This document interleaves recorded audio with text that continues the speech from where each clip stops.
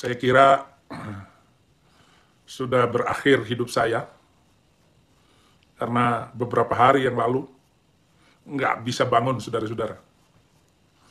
Saya bilang dalam hati, oh inilah kutukan azab dari Allah SWT. Assalamualaikum warahmatullahi wabarakatuh. Masih kembali di channel terbaru saya. Terima kasih kepada teman-teman masih setia menonton, mendukung, menyaksikan konten dari channel ini. Tentunya kita sudah melihat bagaimana cuplikan videonya. Saifuddin Ibrahim Bongak Duda Tua ini mengatakan kalau dia ini sakit dan tidak bisa bangun, dan dia berpikir bahwa dia ini akan mati, dan berkata di dalam hatinya kalau ini azab dari Allah Subhanahu wa Ta'ala, karena setiap harinya si Saifuddin Ibrahim ini kan mencaci dan menghina agama Islam. Jadi ajab yang diberikan kepada Saifuddin Ibrahim ini kan masih ajab kecil-kecilan ya. Jadi di sini Saifuddin Ibrahim ini terkena diabetes, sakit jantung, sesak napas. Setiap saya melihat video Saifuddin Ibrahim ini yang mencaci maki agama Islam, harapan saya cuma satu, jangan sampai Saifuddin Ibrahim ini kembali ke dalam agama Islam.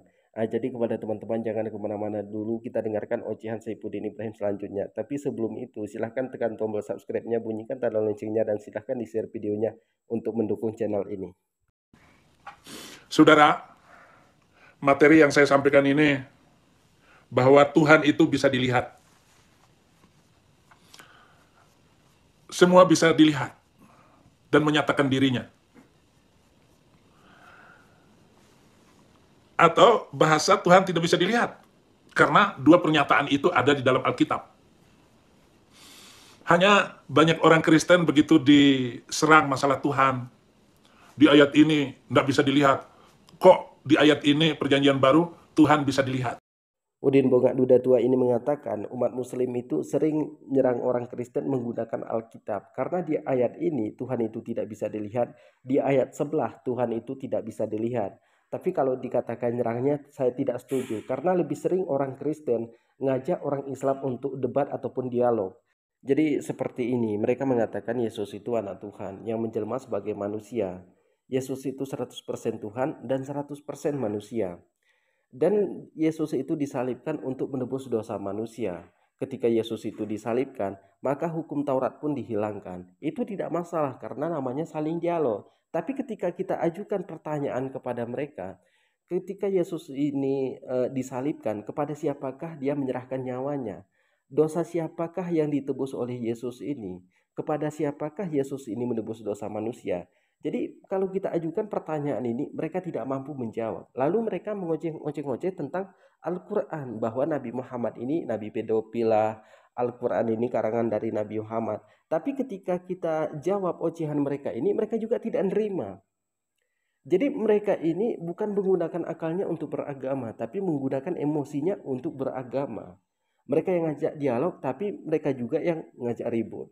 Jadi kepada teman-teman, jangan kemana-mana dulu, kita dengarkan ocehan Udin Bongak Duda Tua ini selanjutnya. Banyak sekali orang Kristen murtad karena diserang oleh Muslim dengan menggunakan Alkitab sendiri. Inilah yang membuat orang Kristen lemah, dan teologi itu tidak mampu dijelaskan dengan baik oleh gereja. Walaupun juga bisa dijelaskan dengan baik sekalipun, tetapi karena mereka mencomot satu ayat dengan ayat yang lain, maka menimbulkan kebingungan terhadap mereka yang sedang mencari kebenaran. Sebenarnya untuk membuktikan kitab suci siapa yang benar, apakah orang Kristen atau orang Islam. Jadi itu gampang sebenarnya untuk membuktikannya. Sekarang kita lihat kitab sucinya. Kitab suci siapa yang saling bertentangan dengan sains, teknologi, meteorologi? Apakah itu Al-Quran atau Kristen? Karena dikatakan di dalam agama Kristen, ini contoh yang paling sederhana ya untuk memahaminya. Dikatakan di dalam agama Kristen itu, singa itu makan jerami, ular itu makan debu. Tercipta dulu binatang daratnya, baru tercipta burung. Dikatakan bahwa langit ini punya tiang. Apakah ada ilmuwan yang bisa menemukan kalau langit ini punya tiang? Dikatakan di dalam Alkitab bahwa bumi ini datar seperti uang koin. Tapi pemotretan NASA, bumi ini bulat seperti bola. Jadi kalau untuk memahaminya seperti itu atau mencari kebenaran, si Udin ini sebenarnya nggak perlu ngoceh-ngoceh untuk mencaci maki agama Islam. Lebih setuju kita itu dialog daripada untuk mencaci maki. Jadi membuktikannya itu sangat gampang. Bahkan dikatakan di dalam Alkitab, Tuhan itu menyesal menciptakan manusia. Jadi kepada teman-teman jangan kemana-mana dulu, kita dengarkan bagaimana ocehan Nadine Bongak Duda Tua ini selanjutnya. Sedangkan saya akan menggunakan Al-Quran, data sejarah, praktek Muhammad, bahwa itu adalah nabi palsu, penyesat, antikristus terbesar yang pernah lahir di muka bumi adalah Muhammad itu. Kalau Anda tahu Alkitab, kalau Anda sadar Alkitab, dan Muhammad bukan nabi terakhir. Dia menyatakan bahwa tidak ada nabi lagi, la nabi ya ba'da, tidak ada nabi setelah itu. Bohong. Kenapa kalau mengatakan ada nabi setelah itu? Karena takut dan malu kalau diserang ajarannya, dikoreksi lagi ajarannya lewat Allah Subhanahu wa taala. Jadi Udin Bongak Duda Tua ini mengatakan bahwa Nabi Muhammad itu nabi palsu. Jadi Nabi Muhammad ini katanya mengatakan bahwa dia nabi terakhir karena takut ajarannya dikoreksi. Makanya Nabi Muhammad ini mengatakan bahwa dia nabi terakhir. Jadi dikatakan juga di dalam Alkitab, Yesus sendiri yang mengatakan, aku hanya diutus kepada domba-domba yang tersesat dari kaum Bani Israel. Yesus sendiri mengatakan bahwa dia ini untuk Bani Israel. Dan dikatakan juga di dalam Al-Quran bahwa Nabi Muhammad diutus untuk alam semesta atau semesta alam. Jadi kalau Yesus itu mencakup untuk sebuah kota ataupun sebuah negara. Tapi kalau Nabi Muhammad itu seluruh dunia. Nah, jadi ketika Saifuddin Ibrahim ini mengatakan bahwa Nabi Muhammad itu nabi palsu, ya kita koreksi lagi ajarannya. Silahkan koreksi. Apakah ada Al-Quran ini ayatnya yang saling bertentangan?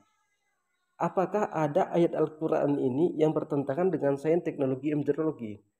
Sekarang kita beralih ke kitab Saifuddin Ibrahim. Bagaimana dengan kitab Saifuddin Ibrahim?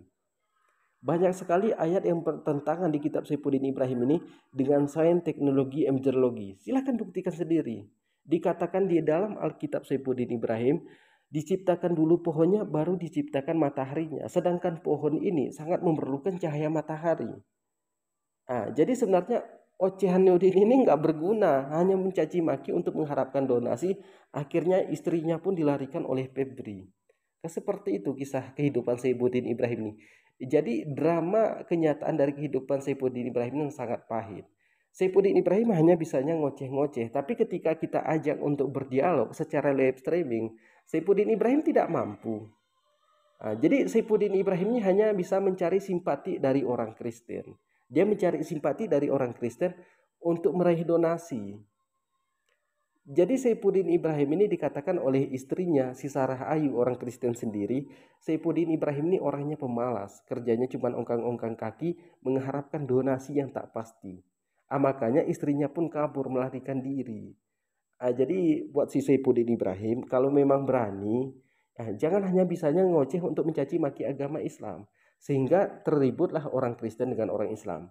Sudah berapa kali saya nantang Saifuddin Ibrahim, baru sekali Saifuddin Ibrahim menerima tantangan saya. Setelah itu sampai saat ini Saifuddin Ibrahim tidak mau lagi menerima tantangan saya.